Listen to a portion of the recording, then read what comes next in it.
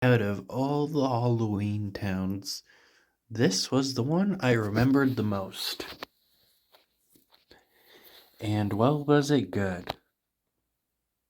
Can't say it was. This movie persists instead of, the typical humans being the bad guys or like someone within the universe that's been hurt by the Cromwell family being a bad guy.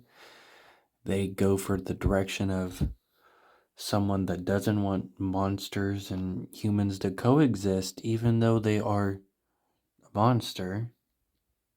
Like technically or whatever, they have like magic or something. Because they had wizards in Halloween Town. Um, he just doesn't want them to coexist. He doesn't say why. So he literally tries to lie and to the Supreme Court, basically, that they have in this universe now for some reason. That show up in the beginning of the movie over something that happened off screen, apparently, that Marnie thinks she's going to get in trouble for, but she actually gets praised for. Um, her little sister is, in 2 scenes of the movie. Because she is not in high school yet, but the actor is older. And basically, in the first 2 movies, she was basically just there to be the cute, smarter than you think child. But now that she's in her 12s, like 12, I was 12s doesn't make sense. Teens would make sense, but she's probably about 12 in this movie. I guess she's not the cute little kid anymore that Disney wanted to use for the movies. So she has 2 scenes in the movie, and only one of them she talks in, and she only talks like 35 minutes into the movie. And it's for like half a second when someone walks in the door, she like talks to them when they walk into the house. And that's the most Marnie's little sister does. I do say I know the costumes and the effects are probably the weakest out of the 3 movies. Not that the effects were amazing in the other 2 movies, but being the newest, effects weren't the greatest. Probably not for the time either.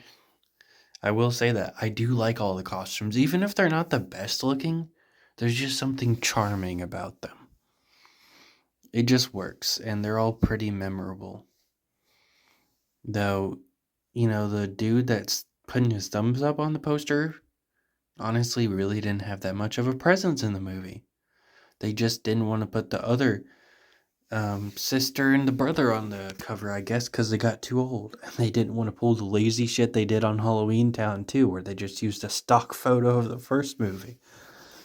Um, so they put that dude on here for whatever reason, even though he doesn't really do much in the movie. The other dude is from High School Musical, which is a movie I've actually never seen.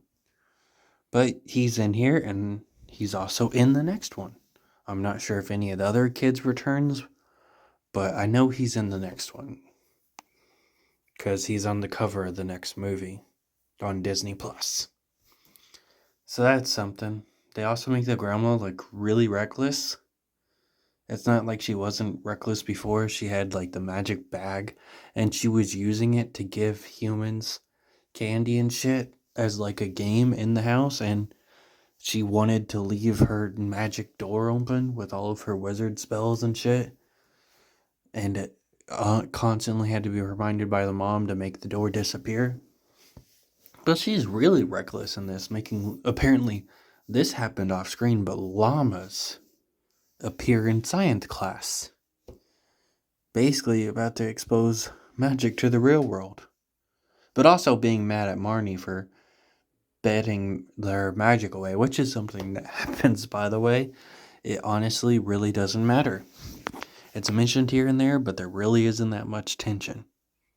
It's just something they kind of threw in there for literally no reason. But yeah, this movie was not very good. It was semi entertaining, but not much happens. It just isn't very good. And that's really all I have to say. Is stuff happened. Some of the costumes memorable, but still didn't look the best. The effects didn't look the best. They also make the bag like more creature-like than it has been in the entire series. It doesn't really do much in the second movie, since the second movie a lot of their magic is gone or whatever. And in the first movie, it does like walk on its own. I think maybe once. But they kind of make it look like a lizard, and it straight up eats a bird in one scene. And get this, the fucking purse like eats the bird, right? And the bird is a pet of this guy who she ends up dating at the end of the movie.